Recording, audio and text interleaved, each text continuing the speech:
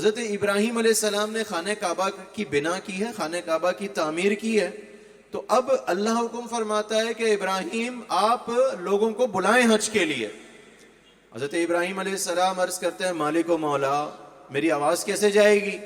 پوری دنیا کے حاجیوں کو آواز دینی ہے، کوئی کہاں تو کوئی کہاں تو کوئی کہاں رہائش پذیر ہے۔ بظاہر مکہ میں تو اتنی آبادی نظر نہیں آتی، اور اگر آ بھی جائے تو بظاہر اطراف میں میری آپ کی آواز نارمل کتنی جاتی ہے، کہ انسان کی آواز نارمل کتنی جاتی ہے؟ حضرت ابراہیم علیہ السلام نے کویسچن کر دیا ہے مالک و مولا، میری آواز کیسے جائے گی؟ مالک و مولا، میں کیسے لوگوں کو سناؤں؟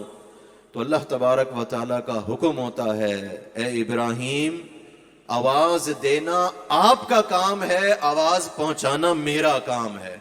اور پھر اس کے بعد کیا ہوا؟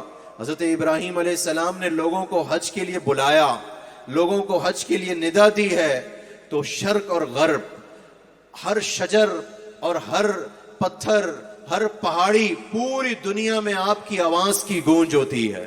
ماؤں کے پیٹ میں جو بچے تھے ان تک وہ آواز پہنچتی ہے، باپوں کی پشت میں جو آنے والی نسلیں تھی، عالم ارواح میں سب کو آواز پہنچی، اور سب نے اس آواز پر لبیک کہا۔